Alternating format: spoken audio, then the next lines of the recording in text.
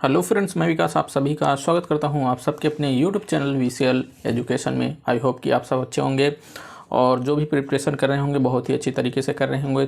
तो आज फ्रेंड्स इस वीडियो में हम लेकर आए हैं राष्ट्रपति का सेशन, और इसके पीछे जो भी वीडियो हमने दिया था राज्य व्यवस्था का, उसमें आप लोगों ने बहुत ही अच्छा अपना प्यार दिया है। और उसके बाद जो भी क्वेश्चन करवाए हैं उसमें भी उसी के अकॉर्डिंग हम लेकर आए हैं राष्ट्रपति के सेशन को इसमें करेंगे। उसके बाद इसके जो भी वीडियो आएगा इसके बाद हम उसमें क्या करेंगे, इससे रिलेटेड हर एक एग्जाम में जितने भी क्वेश्चन पूछे गए हैं उन सारे क्वेश्चनों को रखने का प्रयास करेंगे।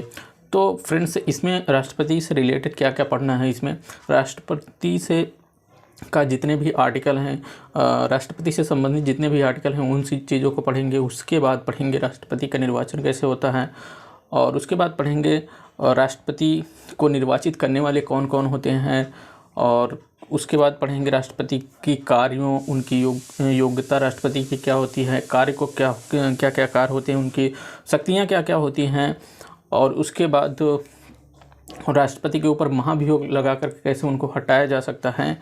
इन सारी चीज़ों को पढ़ने का प्रयास करेंगे, और भी जो चीज़ें हैं उनको भी पढ़ने का प्रयास करेंगे। आई होप कि इस वीडियो में आप कंटिन्यू बने रहेंगे और राष्ट्रपति से रिलेटेड जितने भी चीज़ें हैं, फैक्ट चीज़ें हैं, इस वीडियो पे हम पूरी तरीके से क्लियर करने का प्रयास करेंगे। तो चलिए अपने इस वीडियो को स्टार्ट करते हैं। क्या राष्ट्रपति, हमें क्या पढ़ना है? राष्ट्रपति पढ़ने से पहले हम फर्स्ट ऑफ जान लेते हैं संघ क्या होता है, संघ सरकार क्या होती है। अगर हम बात करें किसकी, संघ सरकार की बात करें, संघ सरकार की बात करें तो संघ सरकार के अंतर्गत कौन कौन आता है। अगर बात कर लें संघ सरकार के अंतर्गत कौन कौन आएगा, संघ सरकार में आते हैं कि कार्यपालिका आती है, संघ सरकार में कार्यपालिका आएगी, और उसके बाद आता है क्या, विधायिका, कार्यपालिका, विधायिका, और न्यायपालिका, और क्या आता है, सीएजी आता है। क्या सीएजी, किसकी बात कर रहे हैं, कैग की बात कर रहे हैं, सीएजी की बात कर रहे हैं। अब हमें पढ़ना है कि किसके बारे में, कार्यपालिका में कौन कौन आता है, उन चीज़ों को देख लेते हैं। कार्यपालिका में फर्स्ट ऑफ ऑल तो कौन आ जाता है, राष्ट्रपति आ जाता है, और सेकेंड की बात करें तो क्या आ जाता है, प्रधानमंत्री आ जाते हैं, प्रधानमंत्री आ जाते हैं, और कौन आ जाता है, मंत्रिमंडल जो होता है वो आ जाता है, मंत्रिमंडल आ जाता है। उसके बाद की बात कर लेते हैं तो यहाँ कौन आ जाता है, महान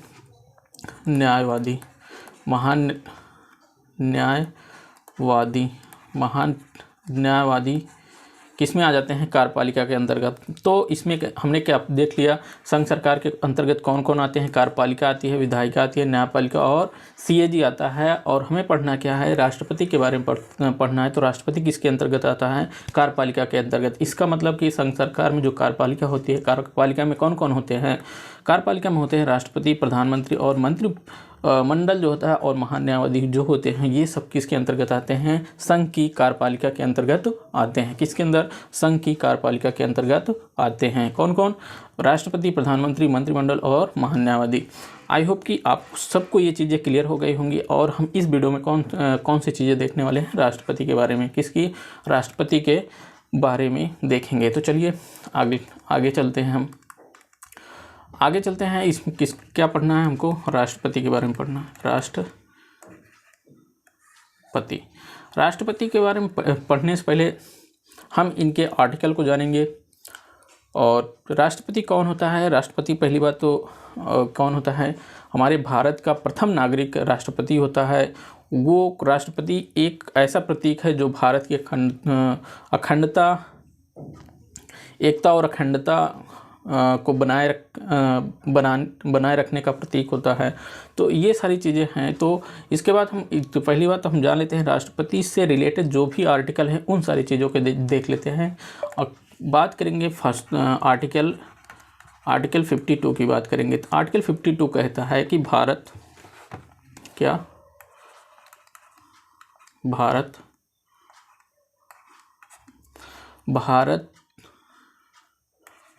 में एक राष्ट्रपति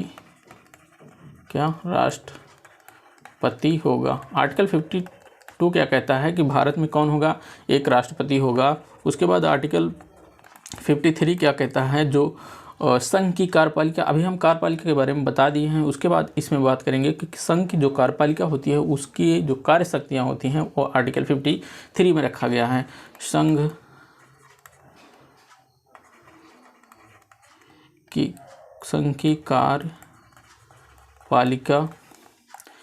की शक्ति की बात करेगा तो आपको लगाना है कितना, आर्टिकल नंबर 53। उसके बाद आर्टिकल 54 की बात करेंगे और संघ की कार्यपालिका के अंतर्गत कौन आते हैं, राष्ट्रपति आते हैं।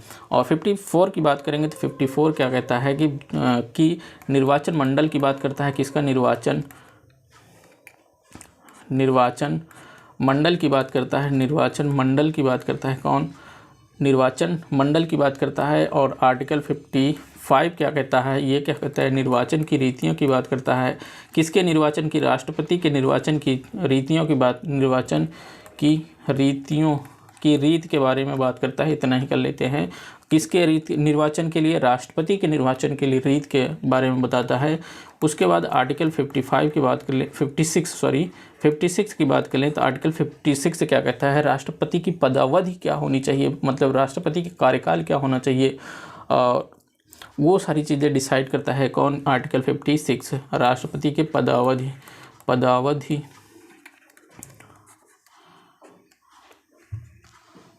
राष्ट्रपति की पदावधि के बारे में बात करता है। किसके, आप यहाँ पे राष्ट्रपति लिख लीजिएगा, राष्ट्रपति लिख सकते हैं। उसके बाद आर्टिकल 57 ना करके आर्टिकल 58 को हम देखेंगे। मुख्य आर्टिकल के बारे में देख लेते हैं। राष्ट्रपति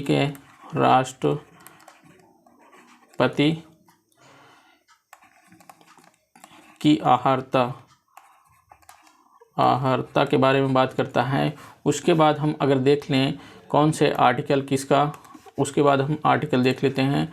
आर्टिकल 60 क्या कहता है कि ये राष्ट्रपति के शपथ की बात करता है, राष्ट्रपति के शपथ की बात करता है क्या, राष्ट्रपति के शपथ की बात करता है। उसके बाद आर्टिकल 61 क्या होता है, महाभियोग किस प्रकार आता है, लगाया जा सकता है, इसकी बात करता है आर्टिकल 61।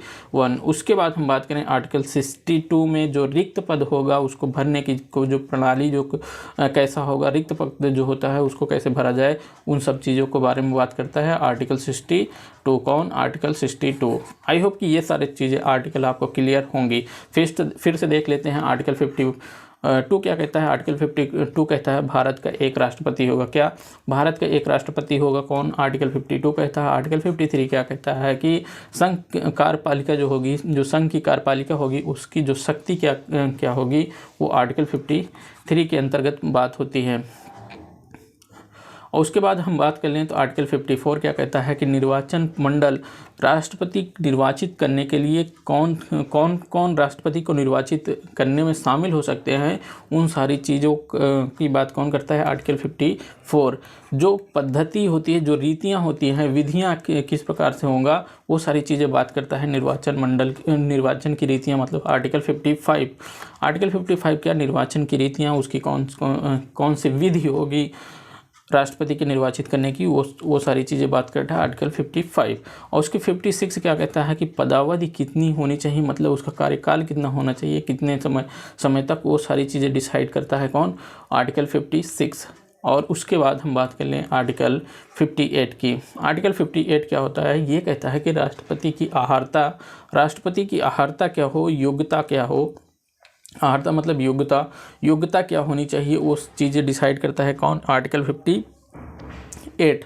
आई होप कि यहाँ तक क्लियर हो गया होगा। उसके बाद इंपॉर्टेंट जो आर्टिकल आता है 60, जो एक सारे एग्जाम में पूछा जाता है। 60 क्या, राष्ट्रपति के शपथ के बारे में इसका वर्णन मिलता है। उसके बाद आर्टिकल 61, उसके ऊपर महाभियोग कैसा लगाया जाए, किस प्रकार महाभियोग लगाया जाता है, इन सारी चीज़ों को बात करता है। उसके बाद 62 जिसको जो राष्ट्रपति की जो अगर महाभियोग लगा करके उसको हटा दी हो तो भाई अब राष्ट्रपति का पद क्या हो गया है, खाली हो गया है, तब उसको भरने के लिए भी तो कुछ चाहिए, उसकी रिक्तियों को भरने के लिए आर्टिकल 62 आता है। आई होप कि ये सारी चीज़ें आपको क्या हो गई होंगी, क्लियर हो गई होंगी। इसके बाद हम चलेंगे इन सारी चीज़ों को, जो चीज़ें हम देखे हैं, इन सारी चीज़ों को पूरा डिस्क्रिप्टिव पढ़ने का प्रयास करते हैं।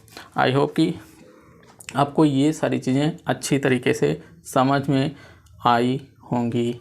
तो चलिए आगे हम पढ़ते हैं क्या राष्ट्रपति का निर्वाचन। पहले हम क्या करते हैं, राष्ट्रपति का निर्वाचन की बात करें। देखो निर्वाचन क्या, राष्ट्रपति का निर्वाचन। देखो राष्ट्रपति के निर्वाचन की बात करोगे, किसकी, राष्ट्रपति के निर्वाचन की बात करोगे तो निर्वाचन में बात करोगे तो पहली बात एकल संक्रमणी मत प्रणाली के द्वारा होता है। और इसका क्या होता है, वरीयता क्रम में होता है। वरीयता क्रम में किस प्रकार दिया जाता है, उन सारी चीज़ों को डिस्कस करने के लिए हम एक अलग वीडियो बना देंगे कि इनका जो मत प्रणाली होती है, जो मत देने का मत कैसे काउंटिंग होती है और कैसे एक राष्ट्रपति को जिताया जाता है, मतलब एक राष्ट्रपति की कैसे जो अनुपातिक प्रणाली होती है, वो सारी चीज़ें एक अलग वीडियो बनाने का प्रयास करेंगे, क्योंकि उसमें थोड़ा समय लगेगा आपको बताने के लिए। तो आई होप कि हम अगले वीडियो में देखने का प्रयास करेंगे। तो इसमें हम राष्ट्रपति के पहले निर्वाचन की बात करेंगे, निर्वाचन में कौन कौन आते हैं, इन सारी चीज़ों की बात करेंगे। कौन कौन राष्ट्रपति के निर्वाचन करने के लिए कौन कौन सदस्य होते हैं जो राष्ट्रपति के निर्वाचन जो मत देने में शामिल होते हैं। देखो राष्ट्रपति के निर्वाचन करने के लिए कौन कौन से आते हैं। पहली बात तो संसद के दोनों सदन, क्या संसद होगी, क्या संसद में कौन कौन होंगे, लोकसभा होगी, लोकसभा, और क्या होगा, राज्यसभा। संसद सदस्य लिख लेते हैं, संसद सदस्य कौन, लोकसभा और राज्यसभा के जो भी सदस्य होंगे वो क्या होंगे, राष्ट्रपति के निर्वाचित करने के लिए क्या होंगे, मतलब मतदान करने में क्या होंगे, भागीदारी होंगे, मतदान करेंगे। कौन कौन, लोकसभा के सदस्य, लोकसभा से निर्वाचित सदस्य और राज्यसभा से निर्वाचित हुए सदस्य। देखो लोकसभा, अब ये क्वेश्चन बनता है कि लोकसभा में कौन से वो सदस्य होते हैं जो राष्ट्रपति के चुनाव में भाग नहीं लेते हैं। राष्ट्रपति के चुनाव में लोकसभा की बात करें तो दो चीज़ें होती हैं। पहली बात तो यहाँ 543 सदस्य और दो क्या होते हैं, ये राष्ट्रपति मनोनीत करता है। राष्ट्रपति दो लोग को यहाँ मनोनीत करता है, और यहाँ पे अगर बात करेंगे तो यहाँ 233 सदस्य होते हैं राज्यसभा में, और इसको यहाँ इलेक्टेड करता है जो राष्ट्रपति कितनों 12 लोगों को इलेक्ट करता है। तो अब यहाँ बात आती है कि जो लोकसभा में कितने सदस्य क्या होते हैं राष्ट्रपति के चुनाव में भाग नहीं लेते हैं, तो ये होते हैं 2 सदस्य। ये क्या होते हैं, राष्ट्रपति के चुनाव में भाग नहीं लेते हैं। कौन, 2 सदस्य लोकसभा से नहीं भाग लेते हैं, और 12 सदस्य कौन होते हैं, राज्यसभा से भाग नहीं लेते हैं राष्ट्रपति के चुनाव में। तो अब यहाँ से लोकसभा और राज्यसभा के कितने सदस्य, लोकसभा से कितने 543 और 233 सदस्य कहाँ से, राज्यसभा से। लोकसभा से 543 और राज्यसभा से कितने 233 सदस्य कहाँ जाएंगे, राष्ट्रपति के चुनाव में भाग लेंगे, राष्ट्रपति को चुनने के लिए जाएंगे। और कौन कौन होता है, जो राज्य होता है, कौन कौन, और क्या होगा, राज्य के कौन आएगा, राज्य के जो विधानसभा होगी, विधानसभा, राज्य की विधानसभा के जो सदस्य होते हैं वो भी क्या होते हैं, वो भाग लेते हैं। और कौन भाग नहीं लेता है राज्यसभा के, राज्यसभा द्विसदनीय अगर है तो वहाँ विधानसभा और विधान परिषद होगी। तो विधानसभा तो भाग लेती है, विधानसभा के सदस्य जो निर्वाचित होते हैं वो भाग लेती है, लेकिन विधान परिषद जो होती है, विधान परिषद, इसके सदस्य क्या होते हैं, भाग नहीं लेते हैं। इसके विधान परिषद के सदस्य भाग नहीं लेते हैं राष्ट्रपति के निर्वाचन में। आई होप कि ये सारी चीज़ें क्लियर हो गई होंगी। और कौन कौन भाग लेता है, जो केंद्र शासित प्रदेश हैं, केंद्र शासित प्रदेश में दिल्ली और पुडुचेरी की बात किया गया है, दिल्ली और पुडुचेरी की बात किया गया है। कौन और कौन भाग लेता है केंद्र शासित प्रदेश में, केंद्र शासित प्रदेश में, और केंद्र शासित प्रदेश में, केंद्र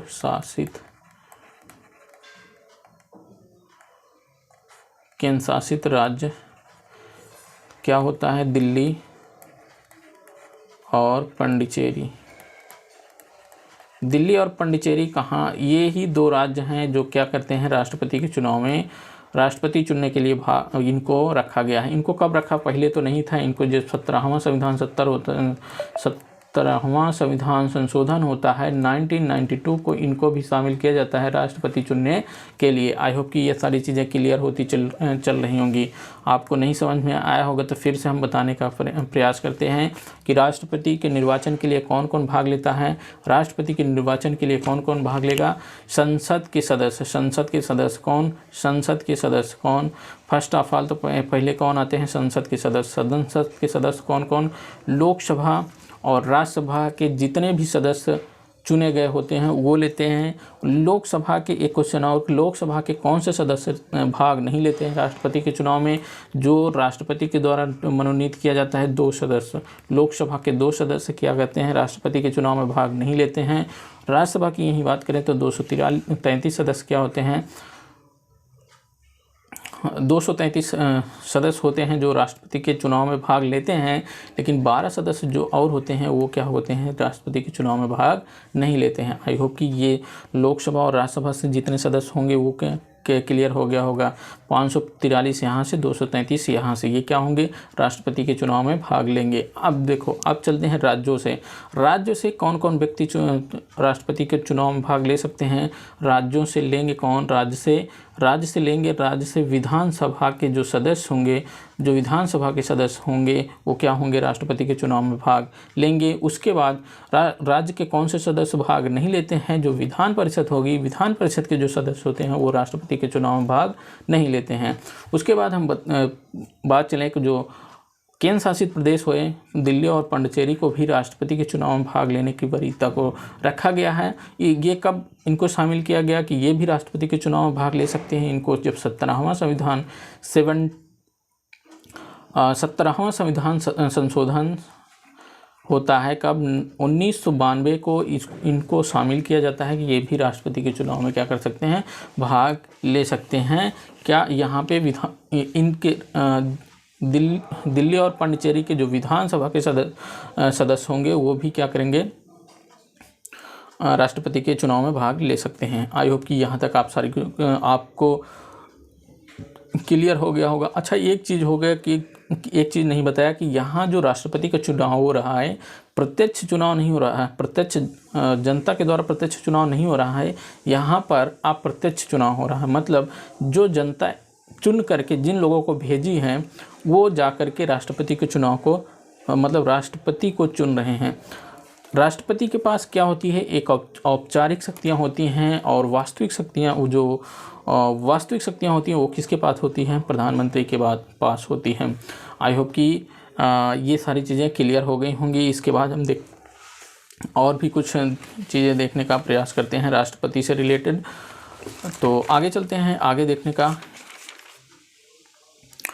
जो राष्ट्रपति के योग्यता क्या होती है और राष्ट्रपति के कार्य क्या होते हैं, कार्यकाल क्या होते हैं, इन सारी चीज़ों को बात करने का प्रयास करेंगे। और यहाँ पे और हम चीज़ें बात कर लेते हैं कि राष्ट्रपति के जो विधायक होते हैं उनका मत कैसे निकाला जाता है, मतलब उनका मतों का मूल्य क्या होता है, उन चीज़ों को भी डिस्कस कर लेते हैं। और संसद जो होती है, जो सांसद होते हैं उनका मतों का मूल्य कितना होता है। आई होप कि यहाँ तक क्लियर हो गया होगा। इसके बाद हम देखने का प्रयास करते हैं कुछ चीज़ें। तो हमने क्या कहा? राष्ट्रपति का जो चुनाव होगा अप्रत्यक्ष रूप से होता है। राष्ट्रपति का चुनाव अप्रत्यक्ष, गोपनीय होता है और एकल संक्रमणी मत समानुपातिक प्रणाली के आधार पर होता है। जो वरीयता क्रम दी जाती है और उन सब चीज़ों को हम जो किस प्रकार काउंटिंग होती है और किस प्रकार नहीं होती, किस प्रकार काउंटिंग होती है राष्ट्रपति की, वो सारी चीज़ें हम देखने का प्रयास करेंगे। एक अलग वीडियो कभी बना देंगे उसमें। और यहाँ पे हम देखने का प्रयास करते हैं कि जो राष्ट्रपति होता है, राष्ट्रपति के चुनाव में जो विधायक होते हैं और सांसद जो भाग लेते हैं उनका जो मतों का मूल्य होता है उसको किस प्रकार डिसाइड किया जाता है। जैसे मान लेते हैं एक विधायक है, एक विधायक के मत का मूल्य, एक विधायक के मत का मूल्य किस प्रकार डिसाइड किया जाता है कि उस राज्य में, जिस राज्य का वो विधायक है उस राज्य में क्या हो, राज्य के कुल जनसंख्या और उस राज्य में उस राज्य के क्या हों, राज्य विधान सभा में निर्वाचित सदस्यों की संख्या, निर्वाचित सदस्य की संख्या, राज्य विधानसभा में निर्वाचित सदस्य की संख्या को और इसको 1000 से मल्टीप्लाई कर, मतलब एक विधायक के मतों का मूल्य क्या होगा, राज्य की कुल जनसंख्या, उसके बाद उसको डिवाइड कर दो किससे, उस राज्य में जो विधानसभा है उसमें जितने भी सदस्य निर्वाचित हुए हैं उसको उससे डिवाइड कर दो और उसको मल्टीप्लाई कर दो किससे, 1/1000 से मल्टीप्लाई कर दोगे तो एक विधायक जो होता है उसका मत का मूल्य कितना होता है। राष्ट्रपति को जब चुनने के लिए वो अपने मत का मूल्य का इस्तेमाल करता है तो कितना उसका मत का मूल्य होता है वो निकल आएगा। इसके बाद हम बात करते हैं जो सांसद होता है, सांसद के मत का मूल्य की बात होती है तो सांसद के मत का मूल्य कैसे डिसाइड किया जाता है, क्या सांसद के मत का मूल्य, सांसद के मत का मूल्य डिसाइड किया जाता है कुल जो राज्य हैं सभी राज्य के जो विधायक सभी राज्य के विधायकों के मतों का मूल्य, मतलब हमने कहने का मतलब सभी राज्य के विधायकों के मतों का मूल्य, विधायकों के मत का कुल मूल्य कुल मूल्य सभी राज्यों के विधायकों का कुल मूल्य और बट्टे इसको कर देंगे जो संसद होंगे, संसद क्या होता है कि संसद में निर्वाचित सदस्यों की संख्या, संसद में निर्वाचित कुल सदस्यों की संख्या से अगर डिवाइड कर दोगे तो क्या आ जाएगा, एक सांसद यहाँ के इसकी एक सांसद के मत का मूल्य, एक सांसद के मत का मूल्य कितना होता है, सभी राज्यों के जो भी विधायक होंगे उन सभी विधायकों के मतों का मूल्य को डिवाइड कर दोगे, संसद में जो भी निर्वाचित सदस्य हैं उनके संख्या से डिवाइड कर दोगे तो ये क्या हो जाएगा, एक सांसद के मत का मूल्य निकल आएगा। और वहीं जो राष्ट्रपति होता है उसको निर्वाचित करने के लिए क्या होता है, कुल वैध मत जो होंगे, कुल के राष्ट्रपति निर्वाचित होने के लिए कितनी मतों की आवश्यकता होती है, देखो कुल वैध जो कुल वैध मत होते हैं, कुल वैध मत को 2 से डिवाइड कर दो और 1 जोड़ दोगे तो जो मत मिलेंगे वो क्या होगा, वो राष्ट्रपति के लिए निर्वाचित होने के लिए उसको योग्य हो जाएगा। मतलब हमारे कहने का मतलब अगर कोई भी 100 वोटिंग है, 100 वोटिंग में अगर कोई 51 वोट पा जाता है तो वो क्या करेगा, वो राष्ट्रपति के लिए नॉमिनेट किया जाएगा। मतलब यहीं जैसे देखो 50-50 जैसे 2 लोग में है तो 50-50 डिवाइड कर दे, अब इसमें से जो कोई भी 1 वोट ज़्यादा पा जाएगा उसी को क्या करेंगे, राष्ट्रपति के लिए निर्वाचित करने के लिए आगे बढ़ाया जाएगा। आई होप कि ये सारी चीज़ें क्लियर हो गई होंगी। इसके बाद हम बात कर लेते हैं जो राष्ट्रपति के शपथ कौन दिलाता है, शपथ की बात कर लें। शपथ किस में आता है, आर्टिकल आपके किस में आता है, 60 के अंतर्गत आता है। राष्ट्रपति की शपथ कौन दिलाता है, राष्ट्रपति की शपथ कौन दिलाता है, राष्ट्रपति की शपथ दिलाएगा कौन, राष्ट्रपति की शपथ दिलाता है कि जो मुख्य न्यायालय जो सर्वोच्च न्यायालय होती है, सो क्या सर्वोच्च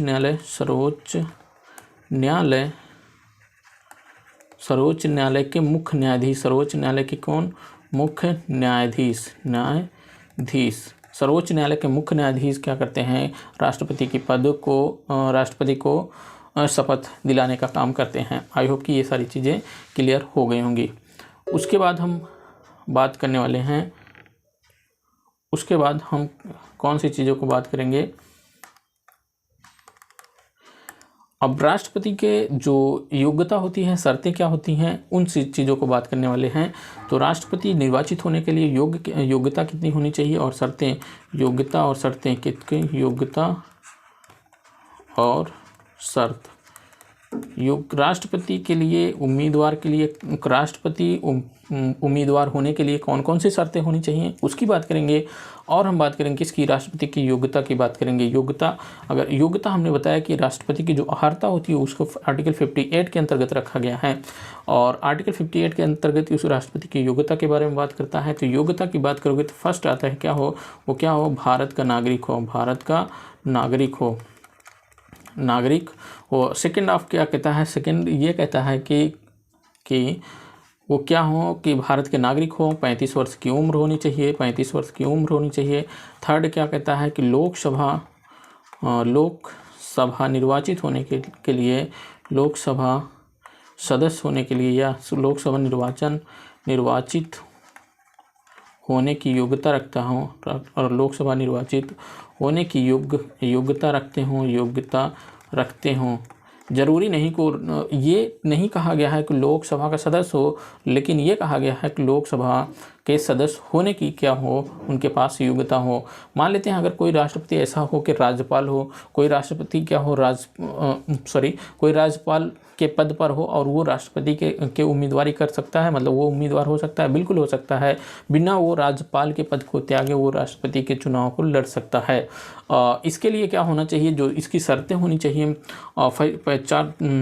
फोर्थ वाला पहले देख लेते हैं क्या योग्यता और होनी चाहिए कि वो लाभ के पद पर ना हो, लाभ के पद पर ना हो, लाभ के पद पर ना हो। लाभ का पद क्या होता है, क्या होता है, सरकार आप कोई भी ऐसे फंड को ग्रहण करते हो, सरकार के द्वारा कोई भी फंड ग्रहण करते हो तो उस लाभ के पद पर आएगा। कोई भी कार्य कर रहे हो जो सरकार आपको उसके लिए क्या कर रही हो, फंड दे रही हो, मतलब सरकार आपको वो पैसा दे रही हो उसके लिए, तो आप क्या करेंगे, लाभ के पद पर माने जाएंगे। तो ये होता है लाभ का पद। और हम बात कर रहे थे कि जैसे जो योग्यता की बात कर रहे थे, उसके बाद जो उम्मीदवार होने के लिए क्या शर्त होती है, उन शर्तों की बात करें तो क्या इसकी बात करने वाले हैं। उसके बाद हम बात करेंगे शर्त क्या होती है, राष्ट्रपति पद होने के लिए शर्त क्या होनी चाहिए। जो राष्ट्रपति के निर्वाचन में भाग लेते हैं, राष्ट्रपति के निर्वाचन में जो सदस्य भाग लेते हैं उन सदस्यों में 50 सदस्य क्या होने चाहिए, 50 सदस्य किसको प्रस्ताव रखें, प्रस्ताव पेश करें उम्मीदवारी के लिए, जो जिस उम्मीदवार को प्रस्ताव पेश करें, और 50 व्यक्ति क्या करें, उसको स्वीकार करें। 50 जैसे 50 सदस्य क्या करें, प्रस्ताव भेजते हैं किसके, एक उम्मीदवार के लिए, ये उम्मीदवार के लिए। अब इस उम्मीदवार का जो प्रस्ताव हो 50 सदस्य क्या कर लें, उन्हीं में से जो राष्ट्रपति के निर्वाचन में भाग लेने वाले हैं वो क्या कर लें, 50 सदस्य स्वीकार कर लें। अर्थात 100 लोग होते हैं, 100 लोगों का होता है। तब ये शर्त अगर होती है तब भी आप राष्ट्रपति के लिए क्या होंगे आगे उम्मीदवार के लिए आप आ सकते हैं, उम्मीदवारी में आ सकते हैं। एक चीज़ ये हो गई। और सेकंड क्या होता है कि आपको पहले बात इस उम्मीदवार को क्या होना होगा, 15,000 रुपये किसको देना होगा, आरबीआई में जमा करना होगा। किसको, आरबीआई में क्या करना पड़ेगा, जमा करना पड़ेगा। कितना, 15,000 रुपये आरबीआई में जमा करना पड़ेगा। यही राशि पहले 1997 से पहले कितनी थी, 2500 रुपये थी, 2500 रुपये थे। लेकिन 1997 से अब ये कितनी हो गई है, 15,000 रुपये हो गई है।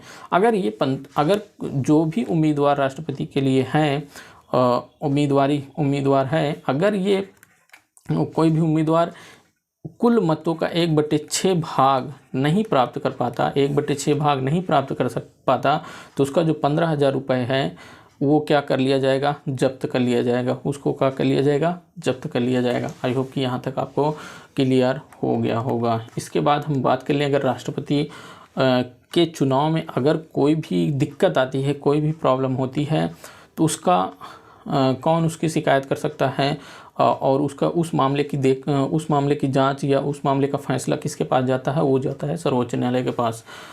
जैसे राष्ट्रपति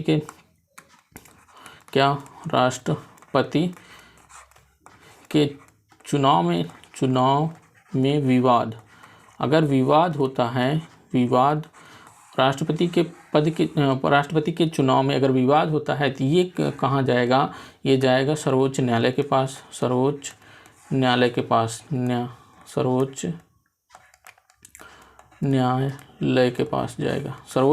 पास जाएगा।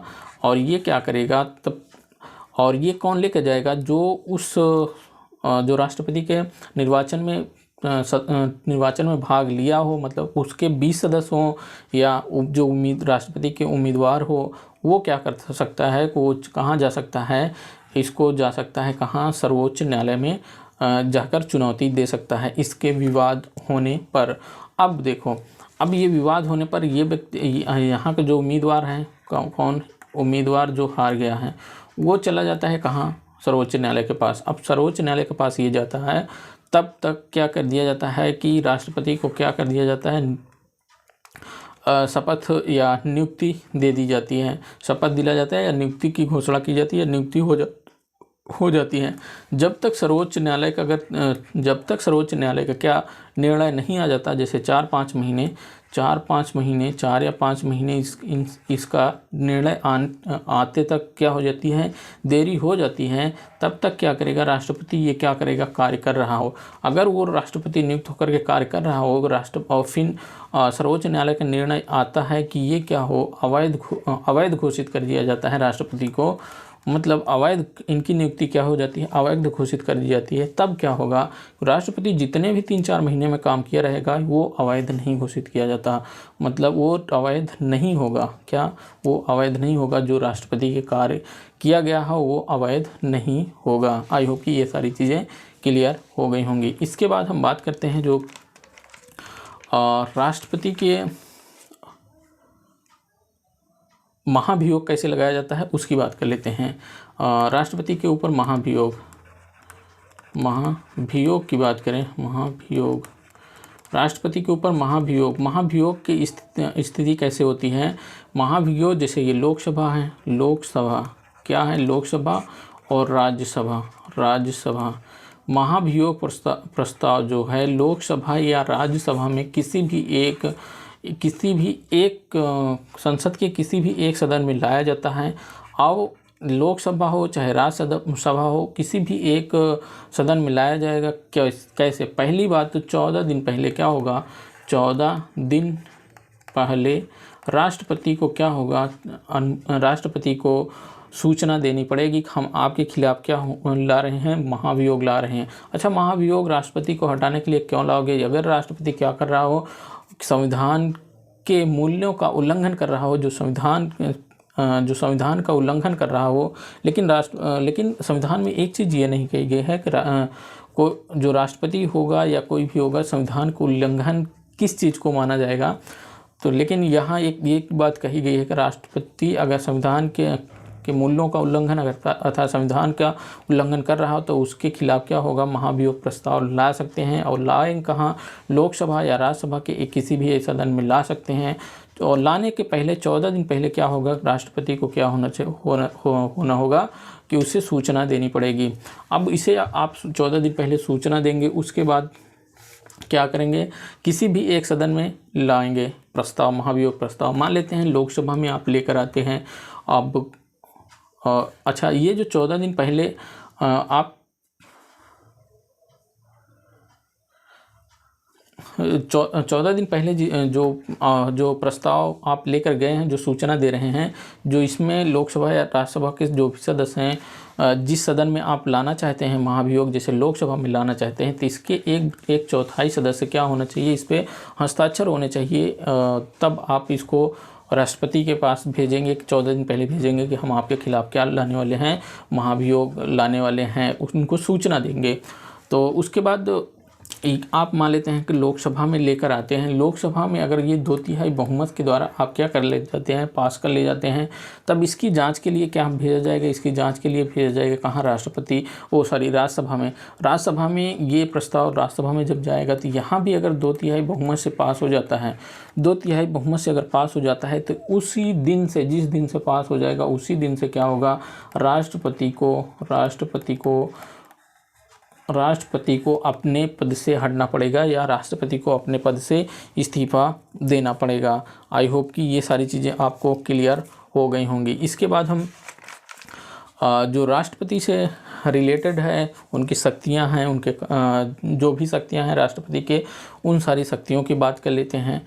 अगर राष्ट्रपति की शक्तियों की बात करेंगे तो वो चीज़ें क्या क्या हैं, राष्ट्रपति के जैसे जो कार्यकारी शक्तियाँ होती हैं, कार्यकारी शक्तियाँ, शक्ति की बात करें, राष्ट्रपति की शक्ति में हम पहली बात क्या करते हैं, कार्यकारी शक्ति।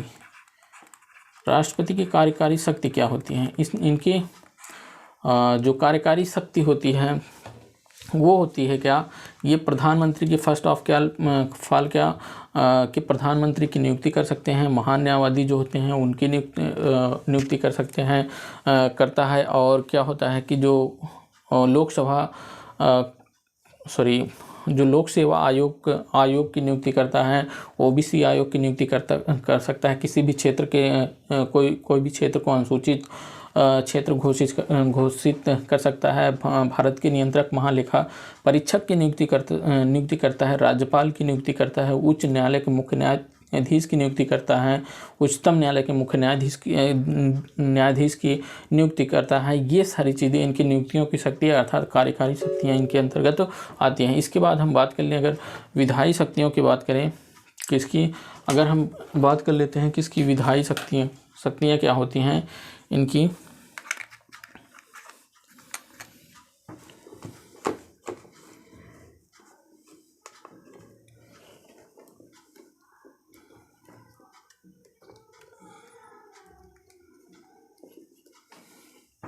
इसके बाद बात कर लें, अगर हम विधायी शक्तियों की बात कर लें किसकी, राष्ट्रपति के जो विधायी शक्तियाँ होती हैं किसकी, राष्ट्रपति के विधायी शक्तियाँ क्या,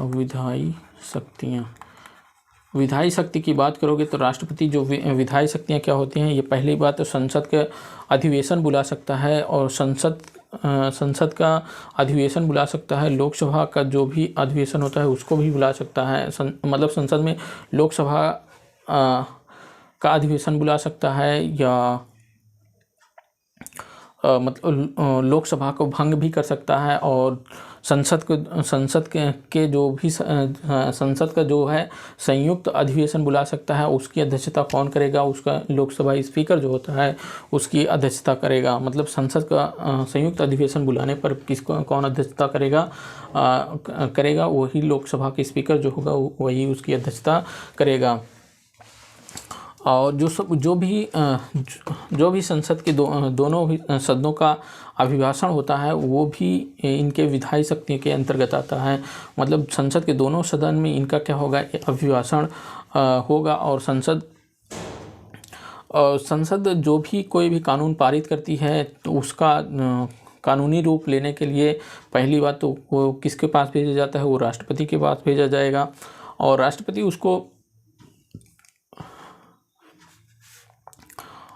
उसको चाहे तो क्या करे, उस पे हस्ताक्षर कर दे या उसको अपने पास रख ले, या तो फिर से पुनर्विचार के लिए उसे लौटा सकता है। अगर वो ऐसा चीज़ करता है वो तो वीटो पावर के अंतर्गत आता है। उसको भी बाद में चर्चा करते हैं वीटो पावर क्या चीज़ें होती हैं। और उसी में क्या करें, अगर इसकी पहली विधायी शक्तियाँ हमने क्या कर लिया, जान लिया। संसद की पहली बात बैठक बुला सकता है और लोकसभा को भंग कर सकता है। और संसद की संयुक्त बैठक बुला सकता है। संयुक्त बैठक बुलाएगा तो अध्यक्षता कौन करेगा, लोकसभा का जो स्पीकर होगा वो क्या करेगा, संयुक्त संसद बुलाया जाएगा उसकी अध्यक्षता कौन करेगा, लोकसभा का स्पीकर होगा। संसद के जो दोनों सदनों में क्या होती है कि जो इसके अभिभाषण देने की मतलब इनके पास शक्ति होती है, विधायी शक्तियाँ होती हैं कि ये क्या करेंगे। संसद के दोनों सदनों में इनका अभिभाषण होगा। उसके बाद जो राज्यसभा में जो सदस्यों की नियुक्ति होती है, 12 सदस्य राज्यसभा में नियुक्ति होती है, वो भी किसके कौन विधायी शक्तियाँ किसके पास होती हैं, राष्ट्रपति के पास होती हैं। लोकसभा में जो 2 सदस्य का मनोनयन करना होता है वो भी किसके अंतर्गत आता है, वो भी आते हैं किसके, राष्ट्रपति के अंतर्गत आते हैं। आई होप कि यहाँ तक आप सबको क्लियर हो गया होगा। इसके बाद और भी कुछ देखने वाले हैं। जो राष्ट्रपति का वीटो पावर होती है, वो वीटो पावर क्या होती है, वो सारी चीज़ों को देखेंगे। राष्ट्रपति जो वीटो पावर, देखो वीटो पावर हम देख लेते हैं राष्ट्रपति का। वीटो पावर की बात करें, राष्ट्रपति के वीटो पावर की बात करें तो राष्ट्रपति के पास कोई भी अधिवेशन भेजा जाता है, राष्ट्रपति के पास कोई भी अधिवेशन पारित करके दोनों सदनों से भेजा जाता है। राष्ट्रपति अपने उस अधिवेशन को चाहे तो क्या करे, हस्ताक्षर करे या अपने पास रख ले और या तो क्या करे, पुनः वापस कर दे। ये होता है राष्ट्रपति के पास वीटो की शक्ति। अगर वो अपने वीटो की शक्ति का इस्तेमाल करके क्या करेगा, उसको अपने पास रख भी सकता है किसी भी विधेयक को, और या तो उस पर हस्ताक्षर करके उसको तब भेज सकता है, कानूनी रूप जब हस्ताक्षर कर देगा कानूनी रूप ले लेगा, वो अलग बात हो गई। राष्ट्रपति मतलब अपने वीटो को पावर का इस्तेमाल कैसे कैसे कर सकता है, वो चाहे तो क्या करे, उस पर हस्ताक्षर करे, चाहे तो क्या करे, उसको अपने पास रख ले, और चाहे तो उसे पुनर्विचार के लिए वापस भेज दे। अगर उस विधेयक को पुनर्विचार के लिए वापस भेज दिया जाता है, फिर राष्ट्रपति के पास लाया जाता है, चाहे संशोधन उसमें किया गया हो चाहे संशोधन ना किया गया हो, अगर फिर वो वापस आता है तब क्या होना पड़ेगा, राष्ट्रपति को उसको स्वीकार करना पड़ेगा, मतलब वो राष्ट्रपति को उस पर हस्ताक्षर करना पड़ेगा। आई होप कि यहाँ तक आपको क्लियर हो गया होगा, यहाँ तक आपको क्लियर हो गया होगा। इसके भी बात कर लें, जो वित्तीय शक्तियाँ होती हैं राष्ट्रपति की क्या होती हैं, जो वित्तीय शक्ति होती है, वित्तीय शक्ति राष्ट्रपति की वित्तीय शक्ति की बात कर लें। राष्ट्रपति की अगर वित्तीय शक्ति की बात करोगे तो जो भी धन विधेयक होता है, धन विधेयक पहली बात कहाँ लाया जाता है, धन विधेयक लाया जाता है लोकसभा में। धन विधेयक कहाँ लाया जाएगा, लोकसभा में लाया जाएगा। और लोकसभा में किसकी अनुमति के पहली अनुमति लेनी पड़ती है, राष्ट्रपति की पहले अनुमति लेनी पड़ती है, तब धन विधेयक को कहाँ लाया जाएगा, लोकसभा में लाया जाएगा। और राज्य और केंद्र का जो वित्त विभाग होता है तो वो कौन तय करता है, वो राष्ट्रपति तय करता है। जो वित्त आयोग मतलब वित्त आयोग का जो गठन करने का अधिकार किसके पास होता है, वो राष्ट्रपति के पास होता है। जो राज्य और केंद्रों के बीच जो धन होता है, वित्त होता है, उसको बंटवारा होना है, जो बंटवारा होना है, मतलब राज्य और केंद्र के बीच जो मध्य कितना पैसा आना है कितना नहीं आना है, ये चीज़ें कौन गठित करता है, वो राष्ट्रपति 5 वर्ष के लिए वित्त आयोग का गठन करता है। उसके बाद हम राष्ट्रपति के न्यायिक शक्तियाँ देख लें। न्यायिक शक्ति, राष्ट्रपति की अगर न्यायिक शक्ति की बात करोगे तो राष्ट्रपति के पास न्यायिक शक्ति क्या क्या होती है कि वो उच्चतम न्यायालय के न्यायाधीश को पहली बात क्या कर सकता है कि नियुक्त कर सकता है, सर्वोच्च न्यायालय के मुख्य न्यायाधीश को क्या कर सकता है, नियुक्त कर सकता है। और उच्चतम जो सर्वोच्च न्यायालय है, उसके सर्वोच्च न्यायालय से क्या कर सकता है, वो अपनी सलाह ले सकता है। ज़रूरी नहीं कि वो जो उच्चतम न्यायालय सलाह दी हो उसके मानने के लिए राष्ट्रपति बाध्य हो, ये ज़रूरी नहीं है। वो मतलब राष्ट्रपति बाध्य नहीं होता है उच्चतम न्यायालय की जो सलाह दी गई हो, उच्चतम न्यायालय जो राष्ट्रपति को सलाह दिया हो, वो राष्ट्रपति उसे मानने के लिए बाध्य नहीं होता है। क्या होता है, बाध्य नहीं होता है। और जैसे न्यायिक शक्तियों में आपराधिक शक्ति की बात कर लो तो आपराधिक शक्ति में इनके क्षमादान करने की शक्तियाँ जैसे होती हैं।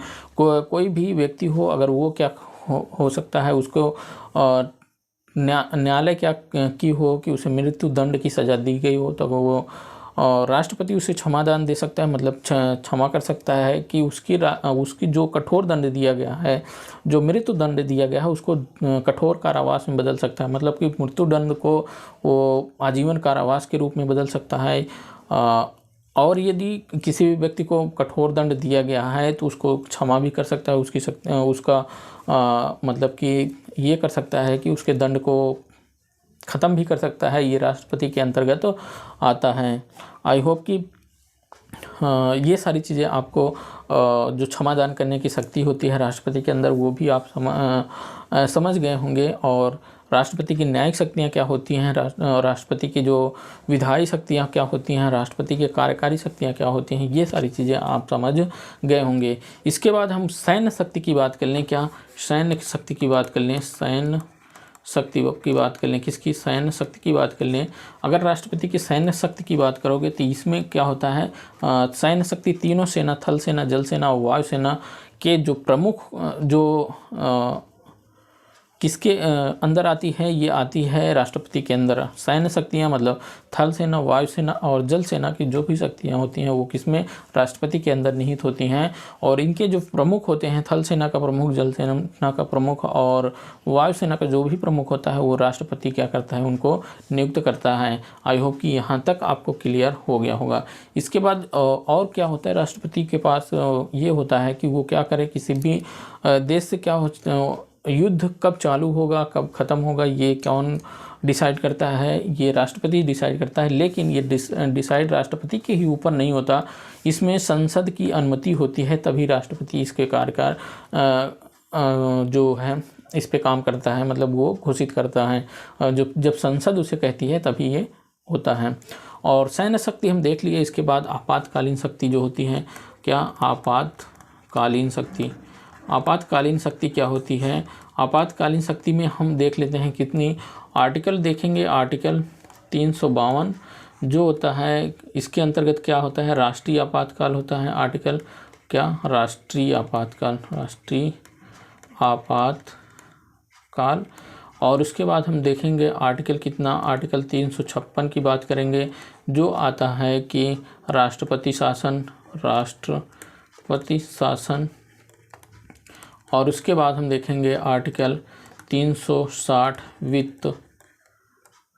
वित्तीय संकट, या हम कह सकते हैं वित्तीय आपातकाल, वित्तीय आपातकाल। आपातकाल की घोषणा की जाती है 360 के अंतर्गत, और 356 के अंतर्गत राष्ट्रपति शासन लगाया जाता है, और 352 के अंतर्गत तो राष्ट्रीय आपातकाल की घोषणा की जाती है। देखो राष्ट्रीय आपातकाल कहाँ लगता है? जब कहीं भी हमने बताया, जब कहीं भी कोई भी देश हमारे देश पर क्या कर दिया हो, आक्रमण कर दिया हो, या हमारे यहाँ सशस्त्र विद्रोह चालू हो गया हो, तब वहाँ क्या किया जाता है? राष्ट्रीय आपातकाल की घोषणा की जाती है। उसके बाद हमने बताया कि राष्ट्रपति शासन, और राष्ट्रपति शासन कहाँ लगाया जाता है? भारत के किसी भी राज्य में यदि संवैधानिक तंत्र फेल हो गया हो तो वहाँ क्या हो जाता है? राष्ट्रपति शासन लगाया जाता है। और वित्तीय आपातकाल कहाँ लगाया जाता है? वित्तीय आपातकाल जब हमारे देश में क्या हो, वित्तीय संकट की स्थिति उत्पन्न हो जाती है, तब राष्ट्रपति क्या करता है? वित्तीय आपातकाल की घोषणा कर देता है। और उसके बाद तो हम फिर से रिवीजन कर लेते हैं। रिवीजन क्या? हमने बताया कि राष्ट्रपति के बारे में। राष्ट्रपति क्या होती है? कार्यपालिका के अंतर्गत आते हैं। राष्ट्रपति क्या? राष्ट्रपति कार्यपालिका संघ की कार्यपालिका के अंतर्गत आती है, आता है। संघ की कार्यपालिका के अंतर्गत राष्ट्रपति आता है। और आर्टिकल हम 52 बताया कि राष्ट्रपति क्या होगा? भारत का एक राष्ट्रपति होगा। भारत के लिए क्या होगा? एक राष्ट्रपति होगा। कौन? आर्टिकल 52 डिसाइड करता है भारत का क्या होगा? एक राष्ट्रपति होगा। आर्टिकल 53 हमने क्या कहा? जो संघ की कार्यपालिका होगी उसकी शक्ति क्या होती है, वो आर्टिकल 53 में दर्शाया गया है। आर्टिकल 54 निर्वाचन मंडल की बात करें कि जो निर्वाचन मंडल जो सदस्य होते हैं वो कौन कौन से होते हैं उनकी बात करता है। आर्टिकल 54 हमने बताया जो राष्ट्रपति का चुनाव होता है तो उसमें लोकसभा और राज्यसभा के सदस्य और राज्यों की विधानसभाओं के जो भी सदस्य होते हैं वो सब क्या होते हैं?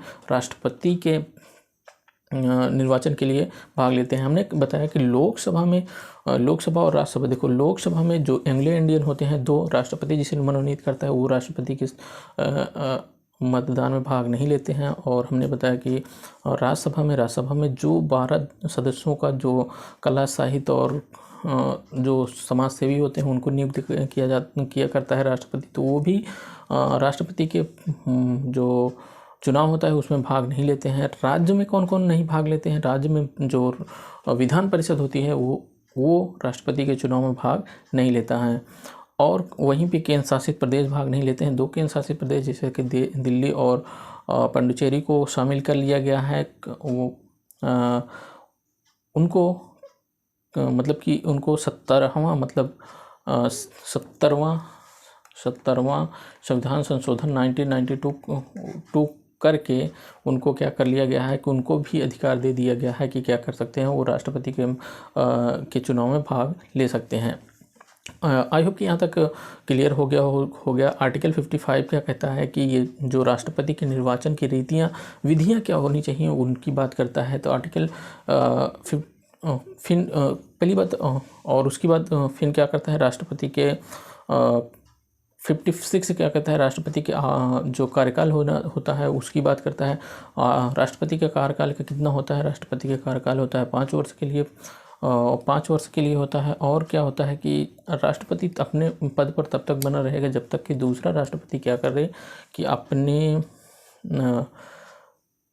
मतलब राष्ट्रपति का उत्तराधिकारी नहीं आ जाता तब तक वो राष्ट्रपति बना रहेगा। मतलब दूसरा राष्ट्रपति जब तक नहीं आ जाता तब तक कि वो अपना राष्ट्रपति अपना पद पर ही आसीन रहेगा। जो उस समय बना हुआ है वो उसी समय बना रहेगा जब तक दूसरा राष्ट्रपति चुनकर नहीं आ जा सकता।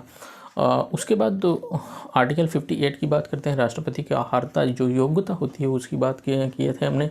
पहली बात तो जो शर्तें होती हैं, जो रीतियाँ राष्ट्रपति के जो विधि क्या होती है कि एकल संक्रमणी मत पद्धति के आधार पर राष्ट्रपति का चुनाव होता है। और राष्ट्रपति की जो योग्यता होती है, योग्यता और शर्तें क्या होती हैं, शर्तें ये होती हैं कि राष्ट्रपति को चुनने के लिए जो मतदान करने वाले हैं, राष्ट्रपति के चुनाव में जो भाग लेने वाले सदस्य हैं, यदि उनमें से 50 सदस्य क्या करें किसी को अनुमोदित कर दें, किसी नाम को अनुमोदित कर दें और फिर 50 लोगों के द्वारा और फिर 50 लोगों के द्वारा उसको स्वीकार कर लिया जाए तो तब वो क्या होता है, वो उम्मीदवारी उसकी मानी जाती है। और कोई भी उम्मीदवार क्या होता है कि अगर वो 1/, मतलब उसको 15,000 रुपये फैसला फल तो 15,000 रुपये RBI में उसको जमा करना पड़ता है। और उसके बाद अगर जो कुल मत का 1/6 हिस्सा अगर वो नहीं प्राप्त कर पाता है तो उसकी जो भी जमानत राशि है वो क्या हो जाती है, जब्त हो जाती है। ये यहाँ तक हमने देख लिया। उसके बाद तो हमने बताया था कि जो राष्ट्रपति का चुनाव होता है वो अप्रत्यक्ष मतलब प्रत्यक्ष रूप से नहीं होता, अप्रत्यक्ष रूप से होता है। और हमने बताया कि जो कि एकल संक्रमणी समानुपातिक मत प्रणाली के आधार पर होता है। ये जो चीज़ें होती हैं, जो एकल संक्रमणी मत प्रणाली होते हैं, इसको कैसे डिस्ट्रीब्यूट किया जाता है और जो कम जो एक रेशियो रखा जाता है, अगर उस रेशियो में कोई भी व्यक्ति नहीं पाया है तो उसके मतों का क्या हो जाता है, फिर क्या किया जाता है, बंटवारा किया जाता है। तो ये सब चीज़ें जो हैं कि कैसे इनका जो मतों की गणना होती है, उस सारी चीज़ों को हम देखने वाले हैं। एक आध वीडियो अलग से बनाएंगे, उसमें देखेंगे। और उसके बाद हमने क्या कहा था कि जो राष्ट्रपति की योग्यता के बारे में हमने बताया कि राष्ट्रपति की योग्यता क्या होगी कि वो भारत का नागरिक हो, लाभ के पद पर ना हो, और क्या होना चाहिए, लोकसभा में नियुक्त होने के लिए या लोकसभा में निर्वाचित होने के लिए योग्यता रखता हो। जरूरी नहीं कि वो लोकसभा का सदस्य हो। अगर मान लेते हैं नेपाल कोई भी राष्ट्रपति बनता है तो वो क्या करेगा, राष्ट्रपति बनने से पहले वो अपने पद को त्यागना पड़ेगा। मतलब राष्ट्रपति कोई भी पद पर रहकर चुनाव लड़ सकता है, तो वो लड़ सकता है चुनाव, लेकिन शपथ लेने से पहले उसे क्या करना होता है, उसे त्यागपत्र देना होता है। उसके बाद क्या हमने बताया था, आर्टिकल 60 की बात की थी। आर्टिकल 60 में शपथ की बात करता है। राष्ट्रपति के शपथ मतलब शपथ कौन दिलाएगा, भारत का जो सर्वोच्च न्यायालय का मुख्य न्यायाधीश होता है वो राष्ट्रपति को शपथ दिलाता है। और आर्टिकल 61 की बात करते, आर्टिकल 61 क्या होता है, आर्टिकल 61 में क्या होता है, महाभियोग प्रस्ताव लाया जाता है। महाभियोग प्रस्ताव कैसे लाया जाता है कि पहली बात, महाभियोग प्रस्ताव लाने के लिए क्या होता है कि लोकसभा और राज्यसभा दोनों सदन में किसी एक सदन में लाया जाता है। महाभियोग प्रस्ताव लाने के पहले 14 दिन पहले राष्ट्रपति को सूचना देनी होती है। सूचना में जिस सदन में लाना होता है उस सदन के क्या होना चाहिए, 1/4 जो कुल सदस्यों का 1/4 भाग का सदस्यों का क्या होना चाहिए, उस प्रस्ताव पर, महाभियोग प्रस्ताव पर क्या होना चाहिए, हस्ताक्षर होने चाहिए। और उसको क्या पहले जो सूचना हम राष्ट्रपति के पास दे रहे हो उसमें 1/4 भागों का क्या होना चाहिए, हस्ताक्षर होना चाहिए, जिस सदन में लाए हैं उस सदन के सदस्यों का। और उसके बाद हम उस सदन में किसी भी एक सदन में लाते हैं, वहाँ से फिर जैसे लोकसभा में लाए तो लोकसभा में 2/3 बहुमत के द्वारा पारित करवा के फिर राज्यसभा में भेज दिए। राज्यसभा से अगर 2/3 बहुमत से पारित हो जाता है, तब जिस दिन पारित होता है उसी दिन से मान लिया जाता है कि राष्ट्रपति क्या हो गया, उसी दिन से विमुक्त होना पड़ता है किसको, राष्ट्रपति को, अपने पद से। उसके बाद यहाँ तक हमने बात कर ली, महाभियोग लगा लिए, हटा भी दिए राष्ट्रपति को। उसके बाद राष्ट्रपति की शक्तियों की बात करें तो राष्ट्रपति की जो शक्तियाँ होती हैं, विधायी शक्तियाँ और कार्य शक्तियाँ या नियुक्ति वाली शक्तियाँ जो होती है। नियुक्ति वाली शक्तियाँ क्या होती हैं, ये प्रधानमंत्री की नियुक्ति, वो सर्वोच्च न्यायालय के मुख्य न्यायाधीश की नियुक्ति, उच्चतम न्यायालय के मुख्य न्यायाधीश की नियुक्ति, लोक सेवा आयोग के अध्यक्ष की नियुक्ति, और क्या कहते हैं कि ओबीसी आयोग की नियुक्ति, और किसी भी क्षेत्र को अनुसूचित क्षेत्र घोषित करने का अधिकार इन्हीं के पास होता है। आई होप कि यहाँ तक क्लियर हो गया होगा। इसके बाद जो विधायी शक्तियाँ होती हैं, विधायी शक्तियों में मतलब कि ये क्या होता मतलब कि ये संसद में संसद का अधिवेशन बुला सकता है, लोकसभा को भंग कर सकता है, और संसद का संयुक्त अधिवेशन बुला सकता है। संयुक्त अधिवेशन बुलाने पर इसको जो लोकसभा का अध्यक्ष होता है, जो लोकसभा का स्पीकर होता है, वही क्या करेगा, उसकी अध्यक्षता करेगा। उसके बाद हम बताए थे कि जो ये तो, और अगर दोनों सदनों से कोई भी विधेयक पारित हो गया हो तो पारित करने के बाद राष्ट्रपति के पास भेजा जाता है, राष्ट्रपति उस पर हस्ताक्षर करता है, तब जाके वो कानून रूप धारण करता है। उसके बाद हमने बताया था वित्तीय शक्तियाँ इसके पास क्या होती हैं। वित्तीय शक्तियाँ, कोई भी धन विधेयक होता है, धन विधेयक को क्या करे कि धन विधेयक को अगर लाना होता है तो पहले पूर्व अनुमति लेनी पड़ती है राष्ट्रपति से। राष्ट्रपति अगर उस पूर्व अनुमति देता है तब वो धन विधेयक लाया जाता है। उसके बाद हमने और धन विधेयक में क्या होता है कि जो राज्य और केंद्र के में जो धन का बंटवारा, जो विभाजन होता है, उसका जो वित्त आयोग का गठन होता है वो भी राष्ट्रपति करता है। 5 वर्ष के लिए करता है। कितने? 5 वर्ष के लिए करता है। उसके बाद हमने बताया था कि जो न्यायिक शक्तियाँ होती हैं, न्यायिक शक्तियाँ राष्ट्रपति के पास क्या होती हैं कि सर्वोच्च न्यायालय के मुख्य न्यायाधीश की नियुक्ति, उच्चतम न्यायालय के मुख्य न्यायाधीश की नियुक्ति, और उसके बाद हमने बताया था कि जो इसकी जो क्षमादान की शक्ति होती है, क्षमादान शक्ति मतलब किसी भी व्यक्ति को अगर मृत्यु दंड दिया गया है तो उसके मृत्यु दंड को कठोर कारावास में बदल सकता है, मतलब उसको मृत्यु दंड से हटा करके उसको आजीवन कारावास में भी बदल सकता है। अगर किसी को और मतलब दंड दिया गया है उसको दंड को माफ़ भी कर सकता है। ये चीज़ें आती हैं उसकी क्षमादान की शक्ति में आती हैं राष्ट्रपति के। और उसके बाद क्या कहते हैं सैन्य शक्ति के राष्ट्रपति की क्या होती है कि वो तीनों सेनाओं, जल सेना, स्थल सेना और वायु सेना के क्या होता है, किसके अंदर होती है, ये अंडर में होती है, राष्ट्रपति के अंदर में होती है। और थल सेना, वायु सेना, जल सेना के जो भी प्रमुखों की नियुक्ति करता है वो कौन करता है, वो राष्ट्रपति ही करता है। आई होप कि यहाँ तक क्लियर हो गया होगा। इसके बाद हमने बताया था कि जो आपातकालीन शक्तियाँ होती हैं राष्ट्रपति की, वो भी राष्ट्रपति के अंतर्गत आती हैं। आपातकालीन शक्तियाँ मतलब हमने क्या कहा था, आर्टिकल 352 की बात करा था, और आर्टिकल 356 की बात करा था, 360 की बात करा था। 352 मतलब 352 आर्टिकल के अंतर्गत क्या आता है, राष्ट्रीय आपातकाल की घोषणा। मतलब अगर कोई भी देश हमारे देश में आक्रमण कर दिया हो या हमारे यहाँ सशस्त्र विद्रोह चालू हो गया हो, तब क्या हो, राष्ट्रपति यहाँ क्या कर सकता है कि राष्ट्रीय आपातकाल की घोषणा कर सकता है। और 356 के तहत क्या हमने राष्ट्रपति यहाँ राष्ट्रपति शासन, भारत के किसी भी राज्य में राष्ट्रपति शासन लागू कर सकता है कि जब वहाँ का राज्यपाल क्या करता है कि राष्ट्रपति से कहता है कि हाँ यहाँ संवैधानिक तंत्र फेल हो गया है, तो आप यहाँ राष्ट्रपति शासन लगाइए, तब वहाँ क्या करता है, राष्ट्रपति शासन लागू करता है। उसके बाद हमने बताया था वित्तीय आपातकाल राष्ट्रपति कब घोषित करता है, जब हमारे यहाँ वित्तीय आपातकाल वित्त की संकट आ गया हो, तब वित्तीय आपातकाल की घोषणा करता है। आई होप कि ये सारी चीज़ें आपको राष्ट्रपति से रिलेटेड जितनी भी चीज़ें थे आपको हम थोड़ी ही देर में रिवीजन भी करवा दिए। अगर इसके बाद भी आपको कहीं भी कोई कन्फ्यूजन होता है तो आप नीचे कमेंट बॉक्स में ज़रूर कमेंट करिएगा। कोई भी टॉपिक अगर आपको लगता है कि हाँ ये नहीं समझ में आया है तो उसको भी क्लियर करिएगा। और इसके बाद जो हम सेशन लेंगे उसमें उपराष्ट्रपति को पहले सेशन लेंगे, उसके बाद फिर क्वेश्चन को लेंगे, उपराष्ट्रपति के सेशन लेंगे, उसके बाद क्वेश्चन को लेंगे, राष्ट्रपति और उपराष्ट्रपति से जो भी रिलेटेड क्वेश्चन हैं उन सारे क्वेश्चनों को लेने का प्रयास करेंगे। और यहाँ जितना क्लियर हुआ है, जितनी चीज़ें हमने बताई हैं, इसके बाद जो क्वेश्चन लेने वाले हैं जो हर एक एग्ज़ाम में पूछे गए हैं, छोटे से लेकर के हाई लेवल के एग्ज़ाम में जितने भी क्वेश्चन पूछे गए हैं उन सारे क्वेश्चनों को हम रखने का प्रयास करेंगे।